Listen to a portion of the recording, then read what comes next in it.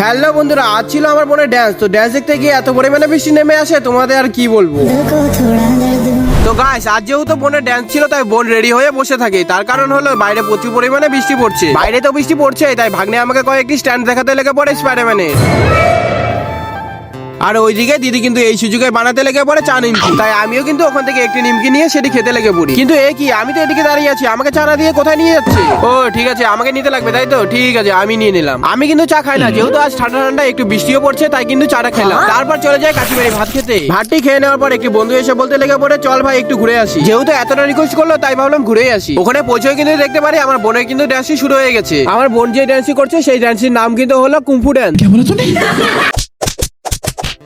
কিছুক্ষণ পর ওই জায়গা থেকে কিন্তু বেরিয়ে পড়ে আরেকটি জায়গার প্রোগ্রাম দেখতে। ওখান থেকে 1 কিলোমিটার হাঁটার পর কিন্তু আমরা পৌঁছে যাই কাওয়াখালী প্যান্ডেলের এখানে। তোমরা কিন্তু দেখতেই পাচ্ছ কাওয়াখালী প্যান্ডেলটা কতটা অসাম বানিয়েছে। কিন্তু যেহেতু প্রোগ্রাম হচ্ছিল না তাই ওখান থেকেও বেরিয়ে পড়ি আরেকটি জায়গার দিকে। আরেকটি জায়গার মধ্যে এসেও দেখতে পারি এখানেও প্রোগ্রাম হচ্ছে না। তারপর আর কি ওখান থেকে হেঁটে হেঁটে যেতে লেগে পড়ি বাড়ির দিকে। আজকে তোমাদের জন্য এতটুকুই, দেখা হচ্ছে নেক্সট ব্লগে। আজকের জন্য বাই বাই।